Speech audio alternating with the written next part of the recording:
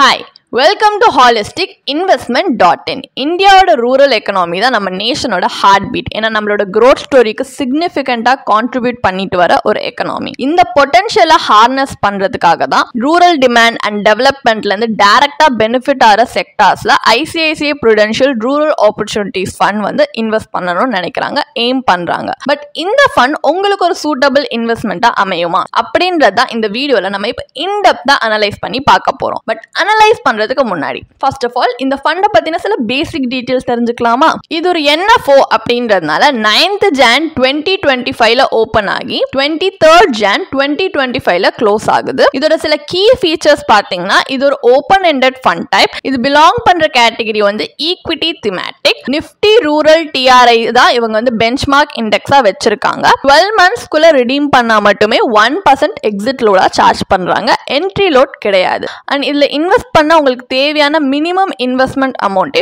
5000 rupees. And இந்த ஃபண்டோட fund managers யார் யார் அப்படின்னு பார்த்தீங்கன்னா mister Priyanka Khandelwal and mister Sankaran Naren. And riskometer படி இதுல அதிக ரிஸ்க் இருக்கணும் குறிப்பிட்டிருக்காங்க. அண்ட் இன்வெஸ்ட்மெண்ட் ஆப்ஜெக்டிவ்ல பார்த்தீங்கன்னா லாங் டேர்ம் கேபிட்டல் அப்ரிசியேஷனை ஜென்ரேட் பண்றது தான் இவங்களோட பிரைமரி ஆப்ஜெக்டிவ். அது எப்படின்னா ரூரல் இல்ல அந்த தீம்ல அலைடா இருக்கிற ஈக்விட்டி ரிலேட்டட் இன்ஸ்ட்ருமெண்ட்ஸ் இல்ல கம்பெனிஸ்ல இன்வெஸ்ட் பண்ணி இந்த லாங் டேர்ம் கேபிட்டல் அப்ரிசியேஷனை ஜென்ரேட் பண்ணணும்ன்றது தான் இவங்களோட எய்ம், பிரைமரி இன்வெஸ்ட்மெண்ட் ஆப்ஜெக்டிவ்.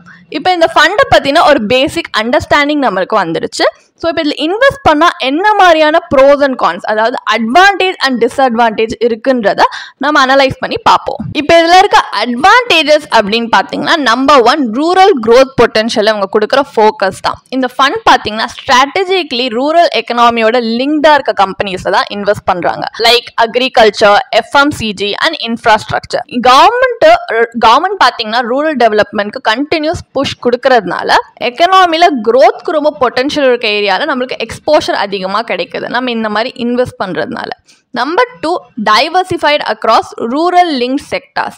இந்த ஃபண்ட் பார்த்தீங்கன்னா அதோட போர்ட்ஃபோலியோவில் வேற செக்டார்ஸ்லையுமே இன்வெஸ்ட் பண்ணி பேலன்ஸ் பண்ணுறாங்க. Like agro chemicals, rural housing, consumer goods அப்படின்ட்டு. ஸோ ஒரு சிங்கிள் இண்டஸ்ட்ரியில் ஓவர்லி இன்டென்ட்டாக இருக்கிற ரிஸ்க்கை ரெடியூஸ் பண்ணுறாங்க இந்த வகையில். Number 3 long term growth opportunity. இப்போ ரூரல் இன்கம்ஸும் பார்த்தீங்கன்னா அதிகமாக ரைஸ் ஆகிட்டே வருது. அங்கேயும் இன்க்ரீஸ்டு கன்சப்ஷன் இருக்கு. இன்ஃப்ராஸ்ட்ரக்சர் டெவலப்மெண்ட்க்கு நிறைய புஷ் பண்ணுறாங்க கவர்மெண்ட். இந்த மாதிரி நிறைய விஷயம் பார்த்தீங்கன்னா லாங் டேர்ம் க்ரோத் பொட்டன்ஷியல் சிக்னிஃபிகண்டாக நம்மளுக்கு இதுலேருந்து வரும். இந்த ஃபண்ட் ஒரு பேஷண்டான ஒரு லாங் டேர்ம் டைம் ஹாரிசான் வச்சிருக்க இன்வெஸ்டர்ஸ்க்கு ஒரு அட்ராக்டிவ் ஆப்ஷனாக தெரியும். இதுவுமே ஒரு அட்வான்டேஜ் தான். இன்னொன்று எக்ஸ்பர்ட் ஃபண்ட் மேனேஜ்மெண்ட். இந்த ஃபண்ட் மேனேஜ் பண்ணுறது ஐசிஐசிஐ ப்ரூடென்ஷியல் மியூச்சுவல் ஃபண்ட் இண்டஸ்ட்ரியிலே ஒரு ரெப்யூட்டட் நேம்.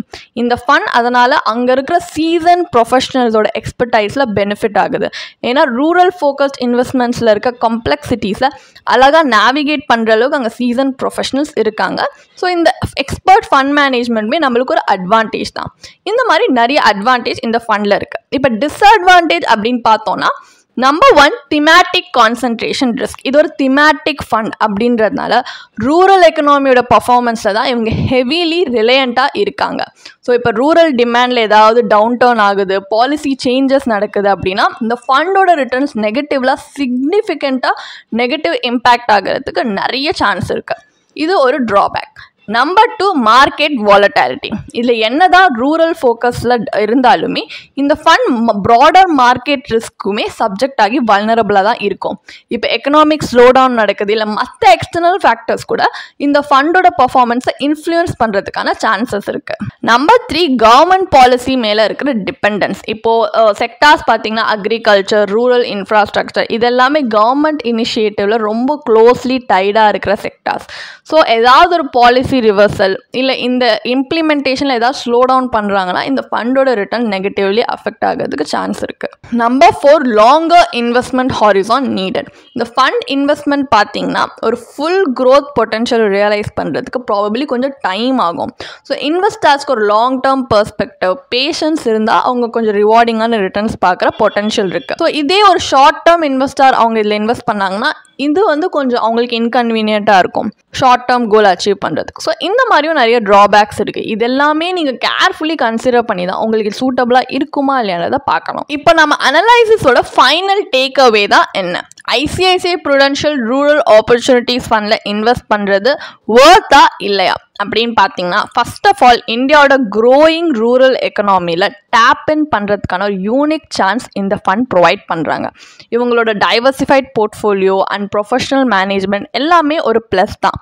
பட் இந்த ஃபண்டில் ஒரு மைனஸ் அப்படின்னு பார்த்தோன்னா, திமேட்டிக் நேச்சர் ஓவராக ரூரல் க்ரோத்தில் வந்து ரிலேயண்ட்டாக இருக்கிறது எல்லாமே அதோட ஷேர் ஆஃப் ரிஸ்க்கும் இருக்கும் அதுலேயும். ஸோ நீங்கள் ஒரு லாங் டேர்ம் ஹாரிசான் வச்சிருக்க ஒரு இன்வெஸ்டர் அண்ட் உங்ககிட்ட மாடரேட் ஹை ரிஸ்க் அப்பிடேட் வச்சிருக்கீங்க அப்படின்னா இந்த ஃபண்ட் ப்ராபபிளி உங்கள் இன்வெஸ்ட்மெண்ட் போர்ட்ஃபோலியோக்கு ஒரு மீனிங்ஃபுல் அடிஷனாக இருக்கும். ஸோ பேசிக்கலி இது வந்து இன்வெஸ்டார் பொறுத்து தான். அவங்கவுங்க ஃபினான்ஷியல் கோல்ஸ், அவங்களுக்கு எவ்வளோ ரிஸ்க் டாலரன்ஸ் இருக்குது, எவ்வளோ டைம் ஹாரிசான் வச்சிருக்காங்க அந்த கோல்ஸ் அச்சீவ் பண்ணுறதுக்கு, அதை பொறுத்து தான் இது சூட்டபிளாக இருக்குமா இல்லையான்றதை நம்மளால சொல்ல முடியும். பட் எங்கள் பர்சனல் ஒப்பீனியன் என்ன அப்படின்னு பார்த்தீங்கன்னா, நீங்கள் ஒரு ஃபர்ஸ்ட் டைம் இன்வெஸ்டராக இருக்கீங்க இல்லை ஒரு கன்சர்வேட்டிவ் இன்வெஸ்டராக இருக்கீங்கன்னா கண்டிப்பாக இந்த ஃபண்டை அவாய்ட் பண்ணலாம். ஏன்னா வந்து திமேட்டிக் ஃபண்ட் அப்படின்றதுனால இதில் இன்வெஸ்ட் பண்ணுறது கொஞ்சம் மார்க்கெட் நாலேஜ் தேவை. இப்போதான் இன்வெஸ்ட் பண்ண ஆரம்பிச்சிருக்கீங்கன்னா கொஞ்சம் உங்களுக்கு இதில் இன்வெஸ்ட் பண்ணுறது, இதில் நேவிகேட் பண்ணுறது கொஞ்சம் கஷ்டமாக இருக்கும். ஸோ நீங்கள் கண்டிப்பாக இதை அவாய்ட் பண்ணலாம். ஏன்னா அது பிகினர் ஃப்ரெண்ட்லி ஃபண்ட் அப்படின்னு சொல்ல முடியாது. கன்சர்வேட்டிவ் இன்வெஸ்டராக இருந்தாலுமே அவாய்ட் பண்ணலாம். ஏன்னா அதிக ரிஸ்க் இருக்குது. இல்லை உங்களுக்கு கம்மி ரிஸ்க் டாலரன்ஸ் தான் இருக்குன்னா நீங்கள் கண்டிப்பாக அவாய்ட் பண்ணலாம். அப்படியும் இல்லை எனக்கு இந்த மாதிரி ஒரு திமேட்டிக் ஃபண்டில் தான் இன்வெஸ்ட் பண்ணணும்னு உங்களுக்கு ஆசையாக இருந்துச்சுன்னா இந்த மாதிரி ஒரு என்எஃப்ஓல இன்வெஸ்ட் பண்ணுறது பதிலாக ஆல்ரெடி மார்க்கெட்டில் இந்த மாதிரி சிமிலர் எக்ஸிஸ்டிங் திமேட்டிக் ஃபண்ட் இருக்குது. ட்ராக் ரெக்கார்டோட ஒரு 7 to 10 இயர்ஸ் ட்ராக் ரெக்கார்ட் இருக்கிற ஃபண்டில் நீங்கள் இன்வெஸ்ட் பண்ணும்போது 7 to 10 இயர்ஸில் மார்க்கெட் சைக்கிள் கம்ப்ளீட் ஆகியிருக்கும். ஸோ அந்த மார்க்கெட் சைக்கிள் அது ஹைஸ் அண்ட் லோஸில் எப்படி பெர்ஃபார்ம் பண்ணியிருக்குன்னு பார்த்து அனலைஸ் பண்ணி ஒரு கால்குலேட்டிவ் ரிஸ்க் உங்களால் எடுக்க முடியும். பட் இது என்எஃப்ஓன்றதுனால நம்மக்கிட்ட லிமிட்டட் டேட்டா தான் இருக்குது அனலைஸ் பண்ணுறதுக்கு. இது எப்படி பெர்ஃபார்ம் பண்ணணும் நம்மளுக்கு இன்னொரு ஐடியா இல்லை. ஸோ நம்ம இதில் இன்வெஸ்ட் பண்ணோம்னா பிளைண்ட் ரிஸ்க் தான் எடுக்கிறோம். அதுக்கு பதிலாக ட்ராக் ரெக்கார்ட் இருக்க ஃபண்ட்ஸில் நீங்கள் இன்வெஸ்ட் பண்ணலாம். அதே மாதிரி தான் இந்த ஃபண்ட் உங்களோட கோர் இன்வெஸ்ட்மெண்ட் போர்ட்ஃபோலியோவில் ஆட் பண்ணணும்னு நினைக்கிறீங்க, உங்கள் மெயின் ஃபினான்ஷியல் கோல்ஸ் அச்சீவ் பண்ணுறதுக்குனாலுமே அவாய்ட் பண்ணலாம். ஏன்னா நான் ஆல்ரெடி சொன்ன மாதிரி நம்மகிட்ட லிமிட்டட் டேட்டா தான் இருக்குது. இன்வெஸ்ட் பண்ணோம்னா பிளைண்ட் ரிஸ்க் தான். லேட்டராக இன்வெஸ்ட் பண்ணக்கப்புறம் இது வந்து நெகட்டிவாக அண்டர் பெர்ஃபார்ம் பண்ணுச்சுன்னா நெகட்டிவ் ரிட்டர்ன்ஸ் தான் ஓவரால் நம்ம இன்வெஸ்ட்மெண்ட் போர்ட்ஃபோலியோக்கு இம்பாக்ட் ஆகும். அதனால உங்களுக்கு சும்மா ஐசிஐசிஐ ப்ரூடென்ஷியல் ரூரல் ஆப்பர்ச்சுனிட்டிஸ் நான் இன்வெஸ்ட் பண்ணி பார்க்கணும், இது எப்படி தான் போகுதுன்னு பார்க்கணும், என்கிட்ட சர்ப்ளஸ் மணி இருக்குன்னா மட்டுமே உங்களோட சேட்டலைட் போர்ட்ஃபோலியோ, உங்கள் மெயின் போர்ட்ஃபோலியோவில் உங்கள் சேட்டலைட் போர்ட்ஃபோலியோ மூலயமா ஒரு மினிமம் இன்வெஸ்ட்மெண்ட் நீங்கள் பண்ணி பார்க்கலாம் எக்ஸ்பெரிமெண்டல் பேசிஸில். தென் ஓவர் த இயர்ஸ் நல்லா பர்ஃபார்ம் பண்ணுது அப்படின்னா நீங்கள் கொஞ்சம் உங்களுக்கு ஏற்ற மாதிரி அமௌண்ட் இன்க்ரீஸ் பண்ணலாம். பட் ஸ்டார்டிங் மினிமல் இன்வெஸ்ட்மெண்ட் நீங்கள் பண்ணி பார்க்கலாம் உங்கள் சர்ப்ளஸ் மணியோட. அண்ட் இன்னொரு முக்கியமான விஷயம், இது ஒரு திமேட்டிக் ஃபண்ட் அப்படின்றதுனால உங்களுக்கு அந்த அளவுக்கு இப்போ ப்ரொஃபஷனல்ஸ்க்கே சொல்ல போனால் கொஞ்சம் இது கரெக்டாக ப்ரெடிக்ட் பண்ணுறது லைட்டாக டஃப் தான். ஸோ நம்ம வந்து அந்த அளவுக்கு மார்க்கெட் நாலேஜ் இல்லைன்றப்ப இந்த மாதிரி திமேட்டிக் ஃபண்டில் எப்போ என்டர் அண்ட் எக்ஸிட் ஆகும்னு தெரியாதப்போ நீங்கள் இதில் இன்வெஸ்ட் பண்ணுறது கண்டிப்பாக தவிர்க்கலாம். அண்ட் இதெல்லாம் தாண்டி உங்களுக்கு ப்ரொஃபஷனல் கைடன்ஸ் தேவைப்படுது உங்கள் இன்வெஸ்ட்மெண்ட்ஸ்க்கு அப்படின்னா ஒரு கண்டிப்பாக ஒரு சர்டிஃபைட் ஃபினான்ஷியல் பிளானர்ட்ட அவங்க அந்த ஃபண்டோட investment objective, risk profile, overlap ratio, allocation, இந்த மாதிரி நிறைய ஃபேக்டர்ஸோட சூட்டபிலிட்டி பார்ப்பாங்க உங்களோட இன்வெஸ்ட்மெண்ட் போர்ட்ஃபோலியோ, உங்கள் கோல்ஸ், உங்கள் ரிஸ்க் டாலரன்ஸோட. ஸோ அதெல்லாம் செட் ஆச்சுன்னா உங்களுக்கு அவங்க சஜஸ்ட் பண்ணுவாங்க. இல்லை அதோட அலைன் ஆகிற மாதிரி இன்னும் பெஸ்ட்டான ஃபண்ட்ஸ் அவங்களுக்கு வந்து சஜஸ்ட் பண்ணுவாங்க. ஒரு ப்ரொஃபஷனல் கைடன்ஸ் உங்களுக்கு லாங் டேர்மில் ரொம்ப ஹெல்ப்ஃபுல்லாக இருக்கும். நீங்கள் இதை கூட கன்சிடர் பண்ணி பார்க்கலாம். இதே மாதிரி ப்ரொஃபஷனல் கைடன்ஸ் தேவைப்படுது, இல்லை ஒரு ஃபினான்ஷியல் இல்லை இன்வெஸ்ட்மெண்ட் டிசிஷன் எடுக்கிறதுக்கு ஒரு ப்ரொஃபஷனல் ஃபினான்ஷியல் பிளானர் ஹெல்ப் பண்ணாங்கன்னா நல்லாயிருக்கும்னு யோசிச்சிங்கன்னா எங்களோட ப்ரொஃபஷனல் ஃபினான்ஷியல் பிளானரோட ஒரு 1-on-1 காம்ப்ளிமெண்ட்ரி கன்சல்டேஷனை நீங்கள் புக் பண்ணியிருக்கலாம். அதுக்கான லிங்க் நாங்கள் டிஸ்கிரிப்ஷனில் கொடுத்துருக்கோம். ப்ளஸ் நாங்கள் ரெகுலராக ஃப்ரீயாகவே லைவ் வெபினார்ஸ் கண்டக்ட் பண்ணுறோம். இந்த வெபினார்ஸில் நீங்கள் வந்து இன்வெஸ்ட்மெண்ட் இல்லை ஃபினான்ஷியல் இன்சைட்ஸை இந்த ஃபினான்ஸ் இண்டஸ்ட்ரியோட லீடிங் எக்ஸ்பர்ட்ஸ் மூலியமாகவே டேரெக்டாக கற்றுக்கலாம். ஸோ அதுக்கான ரிஜிஸ்ட்ரேஷன் லிங்க்கும் நாங்கள் டிஸ்கிரிப்ஷனில் கொடுத்துருக்கோம். உங்களுக்கு இந்த வீடியோ பிடிச்சிருந்துச்சுன்னா கண்டிப்பாக லைக் பண்ணுங்கள், சப்ஸ்கிரைப் பண்ணுங்கள். ஸோ நாங்கள் இன்னும் நிறைய ஃபினான்ஷியலி பெனிஃபிஷியல் கண்டென்ட்டோட உங்களை திரும்பி நெக்ஸ்ட் வீடியோவில் சந்திக்கிறோம். ஸோ இந்த வீடியோ பார்த்ததற்கு மிக்க நன்றி.